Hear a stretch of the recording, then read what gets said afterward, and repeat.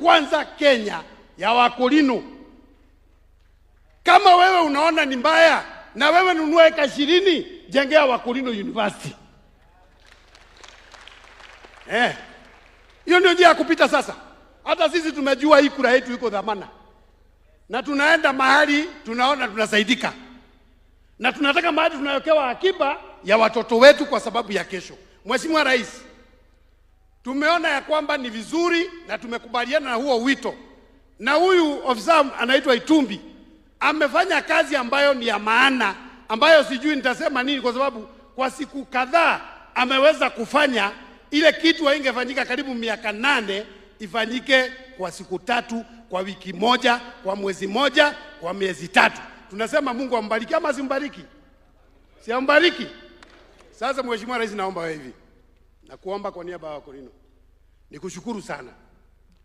Kuna mambo kadhaa umetusaidia, na ukweli ni hiyo. Umetupea walimu, kuna hata saa hii watu ya KWS wako na kiremba. Lakini mimi naomba leo, kwa sababu Deputy President hako hapa, iko vijana 3 wakulino walivutwa kazi kwa ofisi yake, na ni wakulino. Si ni vizuri kusema hivyo ama namna gani?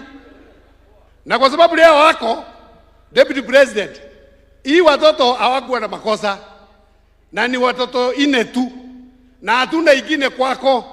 Hii watoto 3 na tumelia mpaka tunakuja kwa baba kila siku, na wewe sasa tumekutana kwa baba. Si useme vile baba atasema imekuwa hivyo, na imeiva. Hii watoto wamekonda mpaka karibu wakufe na shida, na hawakumaliza hata zaidi ya mwaka moja kwa kazi. Kwa hivyo vile president pia anafanya, na wewe tusaidie laini hiyo. Hiyo ni yako, hata hatutarudi kwako president, kwa sababu sasa si mwenyewe yako.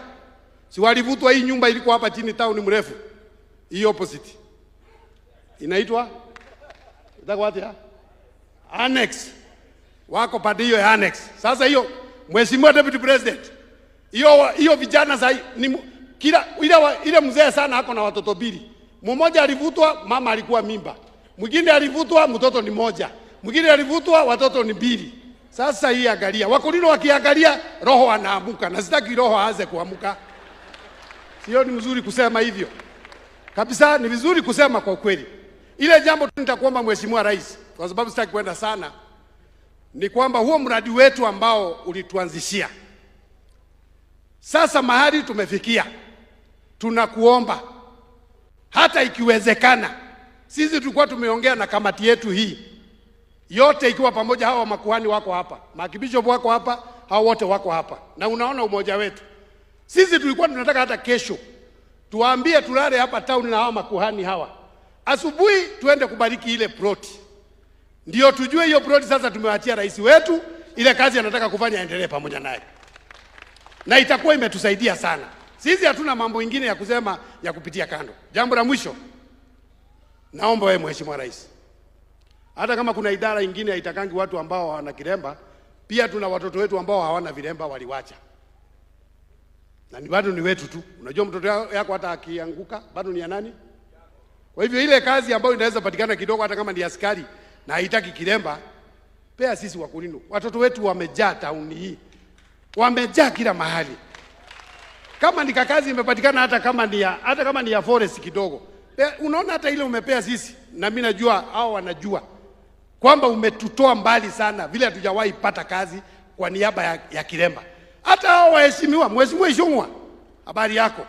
Zamani hatukuwa tunaelewana, lakini najua sasa tunaelewana. Sasa ile kitu mimi naomba hata waheshimiwa, msikubali na leo unetokwenda kuelana kaona inywi. Msikubali hata hao waheshimiwa kuwapeaka kura kama hawachukui wakulino 2 kwa ofisi yao. Wanataka kura ya wakulino, lakini hata kukaa karibu na mkulino. Tuyo tuna kama president peke yake amechukua watu wamejaza huko juu. Iko nini? Si ni afadhali tufuate hii mwongozo ya president ambaye akona roho ya kusaidia mkulino. Na nyinyi watu wetu, na nyinyi ambao mnajua kikulino ni nini, si mkubali kutushikilia. Ama namna gani Ishongwa? Nashukuru sana Mheshimiwa Wainaina, mjumbe wako wangu mzuri sana, na kwa hiyo machache na mengi, sisi tunasema tutaenda mbali na hatutawachana na ile kazi yote tumeamua kufanya. Na Mheshimiwa Rais, hata ukisikia tumenyamaza, macho tunaona na masikio tunasikia. Mungu awabariki.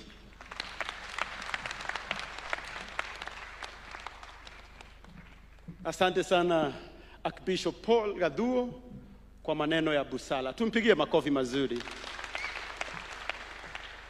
Ambaye nitaalika ndio anene kifupi ni ambaye atanena kama co-chair wa muungano wa Korino wote na Israel. Tumpigie makofi mazuri. Sami Nene Mchungaji.